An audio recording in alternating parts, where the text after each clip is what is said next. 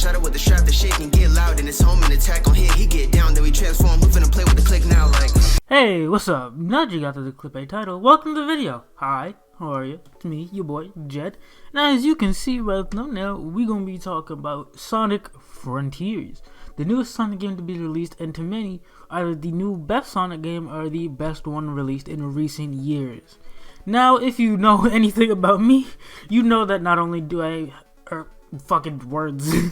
You know that not only have I played a large amount of Sonic games, some good, some bad, some meh, but you know that I have some pretty strange opinions on games in general, Sonic included.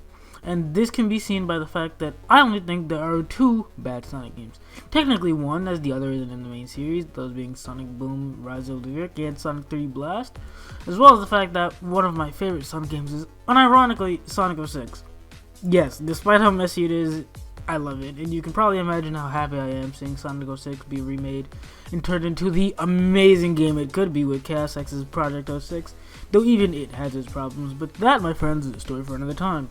We're here to talk about the new game on the block, Sonic Frontiers, and see if it's actually any good and worth all the praise it gets, or if it is absolute dog shit and people are only gassing it up because everyone else is, and just hopping on the hype train. Let's talk about it, shall we?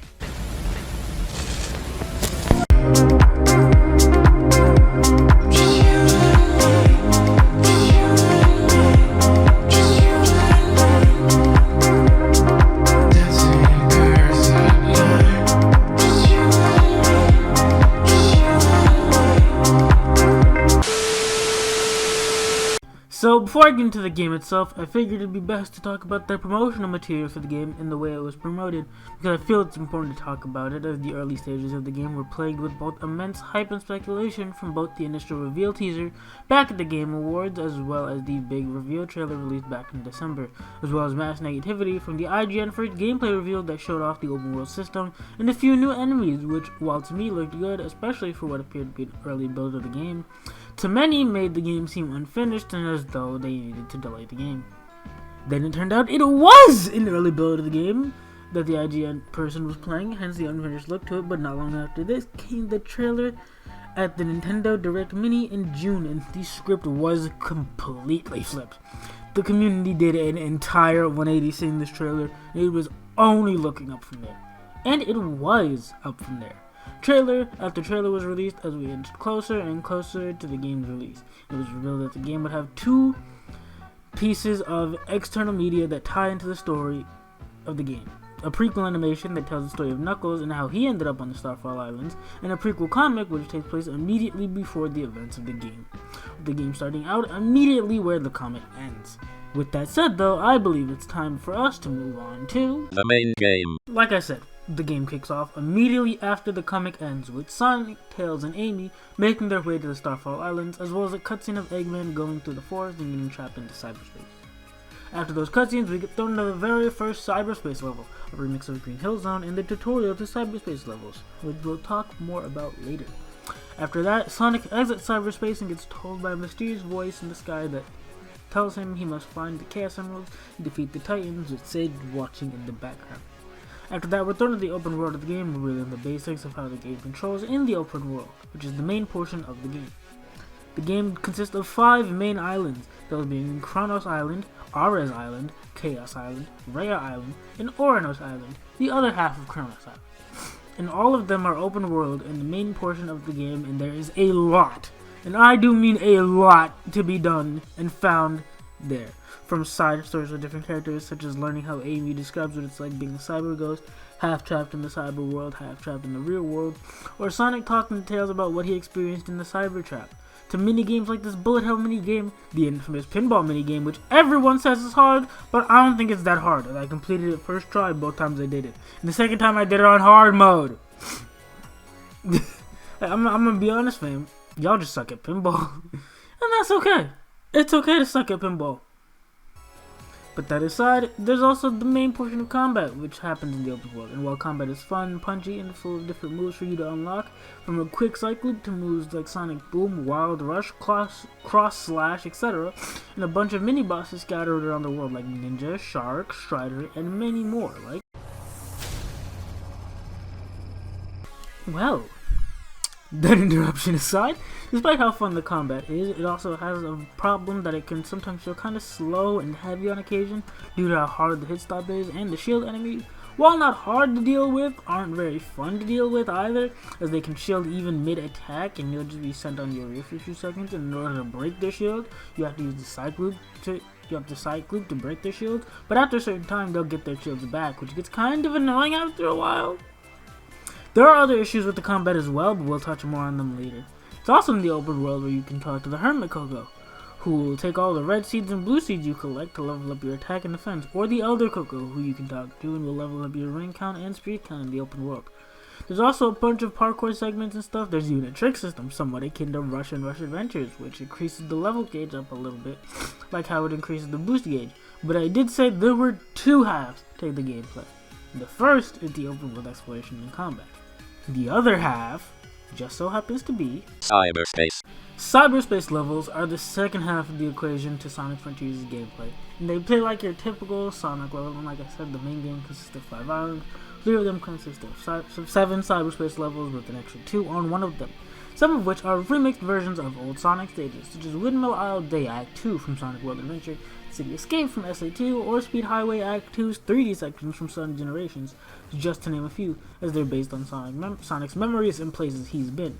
But there are also some original ones, like levels 1, 3, or 4, 5, and while they are fun, there are a few problems, and much like the problems of the open world combat, I find that this can mainly be attributed to strange physics and combat. Now, I touched on this a little bit in the open world section of this video, but the physics for Sonic Frontiers can be kinda awkward at times, for lack of a better word.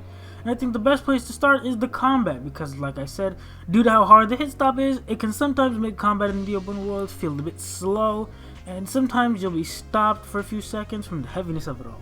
There's also the combat issue of parrying, as parrying can be done so long as you're holding block, and can be held too, so as soon as you get hit while blocking, you'll get a parry, which to me is kinda lame. Like, look at DMC for example. Sure, the timing for getting a perfect royal guard can be somewhat annoying and stressful, but pulling it off feels fucking amazing and extremely rewarding because you earned a goddamn parry. Or Tales of Arise, with the perfect dodge system, as you need to get hit, get the time just right, and if you dodge right before you're gonna get hit, it'll slow for a sec and you can continue your combo if you're in the middle of one. Center and Kagura is another one where blocking right when you get hit will result in a parry and send enemies flying and stun them for a short period of time. You even get a reward for it. It gains you more for your ninja art gauge. Even Scarlet Nexus does this better than Frontiers, where much like Tales of Arise, if you dodge at the right time, then things will slow down and you can make an extra move and continue what you're doing. In short, the parry system is bad in Sonic Frontiers, and it's only bad due to the simple fact that it should be timing based. If you hold down the button, you should block. Simple as that. If you want to parry properly, then you should need to time it in order to get it. That simple, that's all there is to it. Now, this next issue applies more to cyberspace and the physics of those, but the boost. Can we talk about the boost, or we're going to talk about the boost? In previous Sonic games, the boost tells you surround us in this big blue aura as you just tear through the environment and enemies. It makes you feel like you're flying the entire time you use it. Generations does it like this, World Adventure does it like this, Rush does it like this, even Forces does it like this, and it feels great just to power through everything using the power of the boost. But in Frontiers, the big blue aura that envelops it is gone. It's not invincible anymore, and while it starts fast, starts to slow down and as you use it, and overall leaves it feeling very limp and not as fun to use in previous games. And yes, that does include Forces, I don't care. The physics are another thing the cyberspace levels can occasionally suffer from, as occasionally they don't feel right sometimes, like the spin dash for example. Sonic Advance, you use the spin dash, it sends you a good distance whether you're going forward or downhill. Sonic Adventures, Sonic Generations, even its introductory game of Sonic 2. All of these games have one thing in common. The spin dash always sends you a solid distance regardless of whether you're going downhill or not. Whereas in Sonic Frontiers, if you use the spin dash normally, you will go nowhere. That is unless you're going downhill, which in case it actually does give you a good bit of distance, but again, it doesn't feel as good as it did in previous games. Noticing a trend here. I also wish Sonic had his drift in this game, as the only time Sonic has a drift is 3.5, but I wish they did what World Adventure Generations did with their drift, as there are a few instances of sharp turns, and 3.5 is built around sharp turns, and the drift in Frontiers just doesn't feel nearly as good as it does in, say, Generations of World Adventure. Instead, they took the colors approach, and I'm not a fan of it. the issues I have with the gameplay aren't the only issues I have with the game, as I also find a few issues with the game's story and writing. Underwhelming writing. So, something to know about me is I don't read the IDW comics religiously and follow them. I pop in every now and again to give them a read. I even own a physical copy of Volume 2 of Sonic the Hedgehog, The Fate of Dr. Eggman. So I'm aware of most of the Sonic stuff Ian Flynn has written so far, and at least for Sonic, I can say without a shadow of a doubt, at least to me anyways, that Sonic Frontiers is easily the best thing he has written. That said though, there are just two, major issues that I have with the writing of the story. And the first is the relationship between Eggman and Sage, because the game tries to sell them having this father-daughter relationship, but it just doesn't work for me if you're running off of just these nothing cutscenes in the game shows you of Eggman and Sage just talking in cyberspace. But it becomes significantly easier to believe when you take into account the egg memos the game has. But the reason I have a problem with this is because they are only obtainable from Big's fishing areas, which isn't a problem in and of itself, but it becomes a problem because they are entirely unessential and can be skipped. And if you do so, you can miss out on some pretty decent development for Eggman and Sage's relationship. While it doesn't add much, it's something. It is something, and I like that. And I wish there was more to it shoved into the actual main story and not entirely optional. Another issue I have with the story is that the game ends on a mini game against a giant moon. Yeah. Now, the problem with that is because it's supposed to be the final boss. And it was written to be shown as just a big giant moon. And its fight is just a mini game. Do I need to explain why that is so ass? Do I have to explain? Sonic and the Black Knight, for example, had a big boss fight against Merlina, or Dark Queen Merlina more specifically, and the boss fight is extremely epic and cinematic and cool with the dope-ass theme in the background. Shadow the Hedgehog has a big boss fight against Devil Doom, and guess what? Second verse, same as the first. Even Sonic Riders Zero Gravity has a better finale than this. Like, look at this!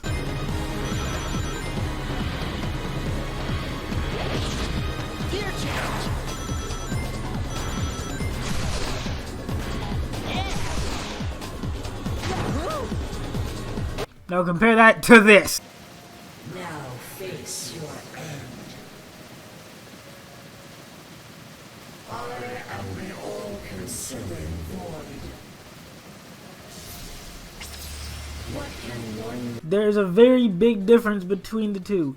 And that bugs me, that the very final fight of the game was just a giant moon. Hey, hi, hello, this is Editor Jet here. Something I forgot to mention that also kind of irks me is how Eggman is so adamant about not working with Sonic, because just why? Like, genuinely why? You've worked with Sonic before when there's been a bigger issue at him. You did it in SA2, you did it in Heroes, you did it in 06, you even did it in fucking Lost World. So why now? Why is this roly-poly fat-ass fuck choosing now to be difficult? Doesn't make sense to me. It does not make any fucking sense. That's why your cousin is dead. That's why your granddaddy's dead. That's why you're alone and always will be, you Humpty Dumpty son of a...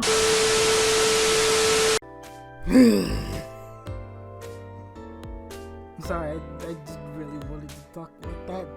That actually did get on my nerves and bad actually. Because I didn't even know it, but I did want to talk about it. It had me feeling like this, bro. Your life literally is as valuable as a summer ant. I'm just gonna stump you. You're gonna keep coming back. I'm gonna seal up all my cracks. You're gonna keep coming back. Why? Because you keep smelling the syrup, you worthless bitch ass nigga.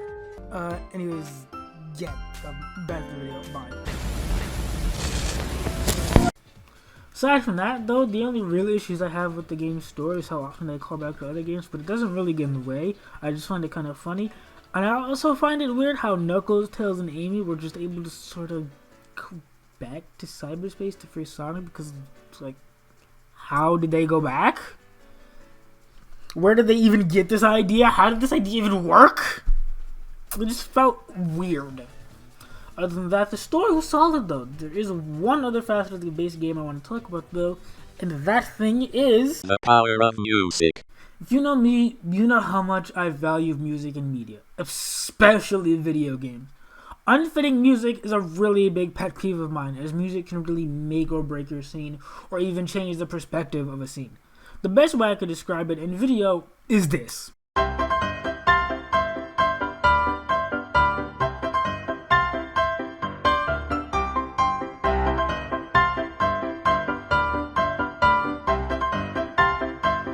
Yeah, kind of ruins the impact of it a bit, don't you think? But Sonic games are especially known for their very good music, to the point where it's a running gag that people say that that even bad Sonic games will have good music. And Sonic Frontiers just fucking English, fuck. Sonic Frontiers fuck. Sonic Frontiers does just that exceptionally well. Oh my god. I don't know why that was so hard for me to say. God damn. Whether it be the vast amount of cyberspace music,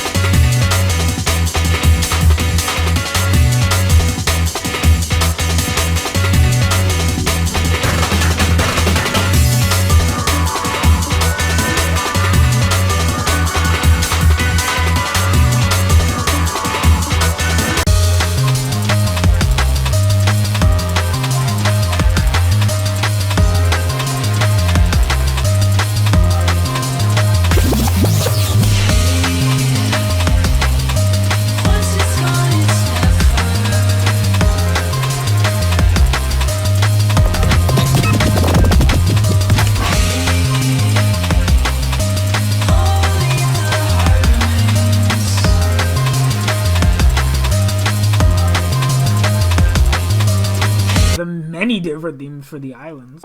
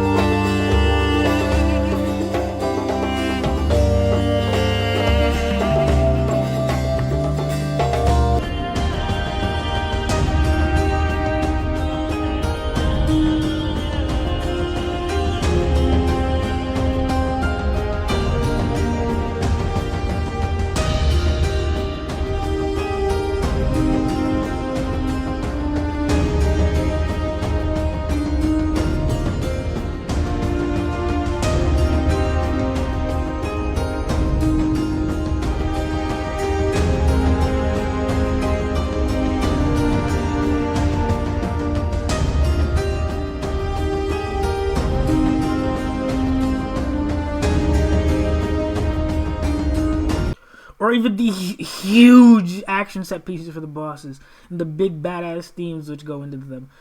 Again, like I just said, they are fucking badass. Listen to this shit, man. It's time to face your fears when your time has come and gone.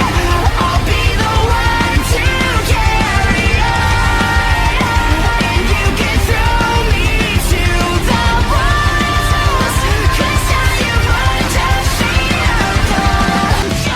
No more compromise. This is do or die, and now you've crossed the line. You wake the beast inside. No more compromise. This is do or die. I'll warn you one last time. You wake the beast inside. I can cut the veil, I can bury the pain. So don't doubt for a second, just get out of my way. You're getting it still, I'm not letting you go. So take this as a lesson, 'cause it's all that we know. Will the whole world know your name when we dance with destiny? I've been there and I've seen it. I'm never gonna stop believing. You'll find your flame.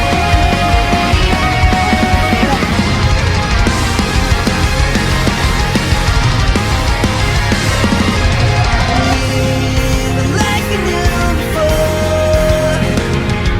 See, I know what we're fighting for. Find the truth of who I'm meant to become. Another path I must now walk on. I'm here, reaching far across these new frontiers. With my life, fight this fear. In my hands, I hold the ones I love. Walk forward through the cold tide.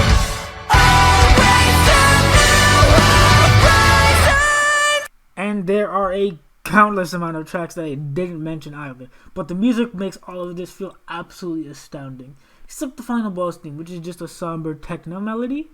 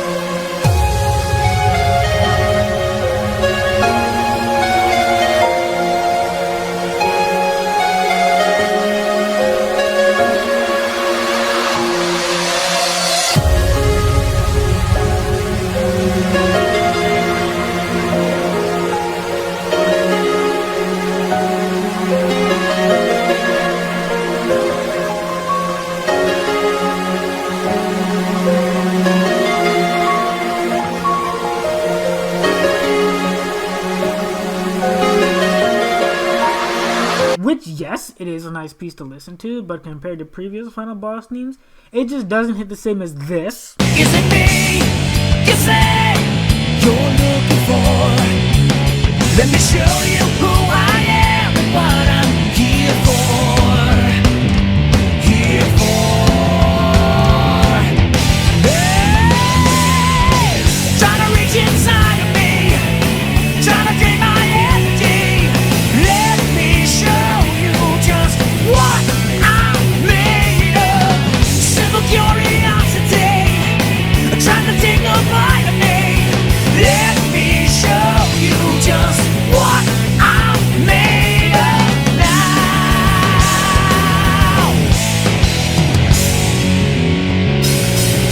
This Do you dare to fight evil's might? I'll be the last one standing in a flash of light. My eyes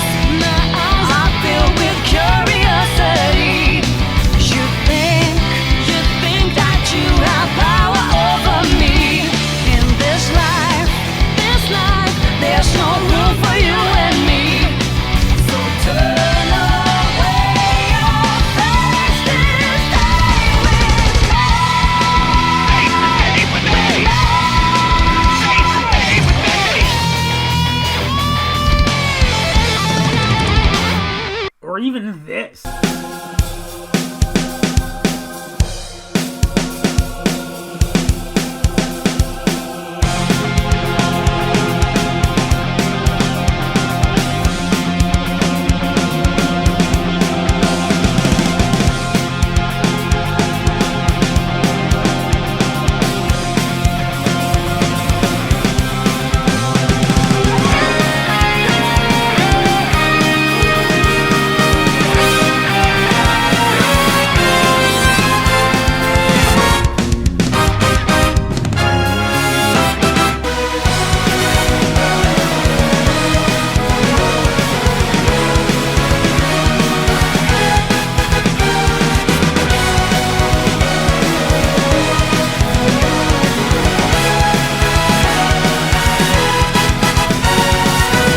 Aside from that, though, there is one thing I want to touch on that I haven't had the chance to talk about, but I really want to touch on it anyway.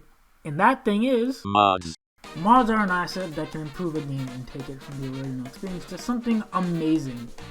Or something incredibly stupid. Sometimes both, depending on the game, and Sonic games are no exception to the list, as many Sonic games have a shit ton of mods, and Frontiers does as well, from numerous skins giving him his designs from, say, Sonic Riders, SA2, World Adventure, Smash Bros. Brawl, to his Dark Sonic look from Sonic X, Black Knight's Excalibur Sonic, and if you've seen Super Mario Bros. Z, you probably remember this scene.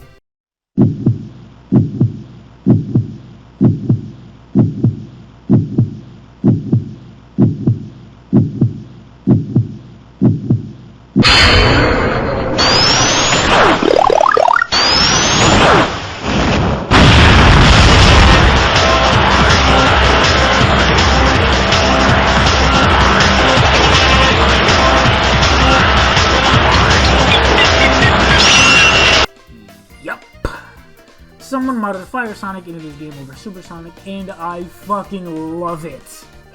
Modders have even added other characters like Silver, Shadow, and Blade. They even added some classic Sonic mods like Jet Set Sonic, a famous part of NX Games and Sonic Generations mod in the game, or the Link Sonic look from the Wii U version of Sonic Lost World was remade and added into the game. There are also a ton of mods that update the title screen, whether that be the background image or the way the logo font looks. There are even mods that change the music, like changing the stage complete music.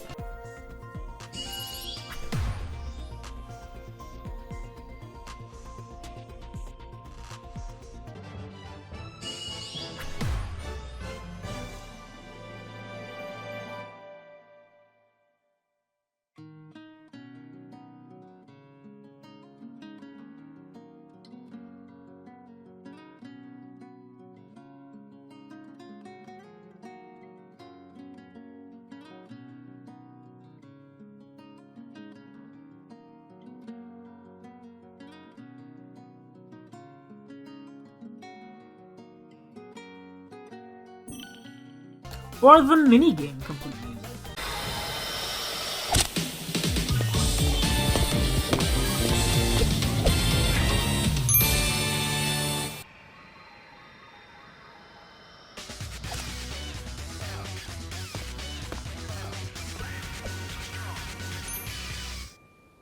Someone even managed to recreate the Japanese exclusive Corona DLC and even made outfits based on other Hololive girls, such as Hosho Marine, Gargura, Nina Mai Inanis, and Amelia Watson. But the big thing that I want to talk about is mods that update the physics and the way combat works, because I have a mod on that has the hit stop and it makes the game feel infinitely better.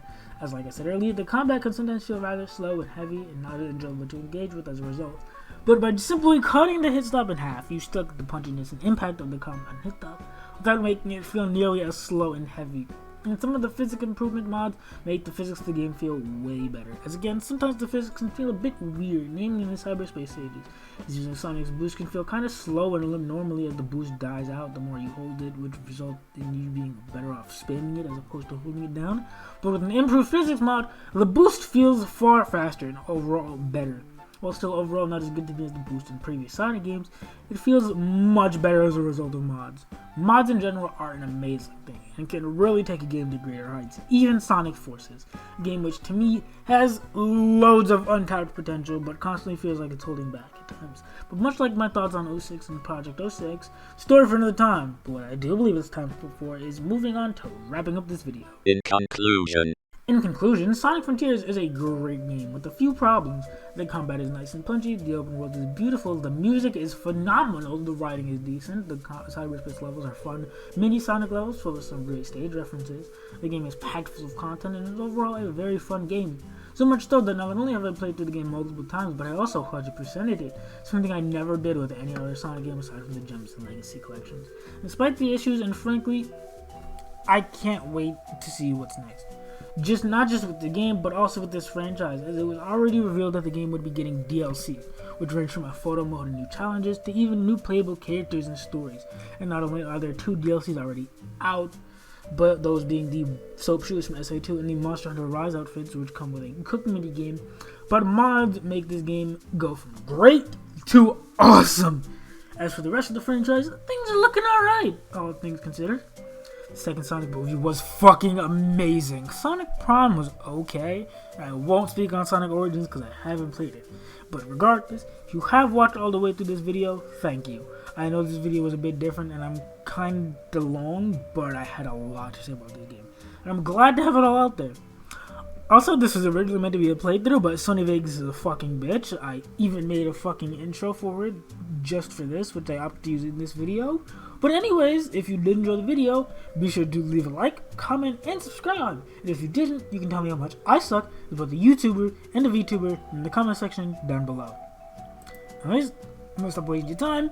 Peace out and enjoy yourself. Wondering just how long is death from birth? Fly just like a burning piece of cures all the life of thoughts in my mind. Man, I need a purge. Southside choppers, blasting with the rider. Keep me off the edge till the brother getting locked up. Sparked up lighter, chilling with the rider. Keep me off the edge till the brother getting locked up.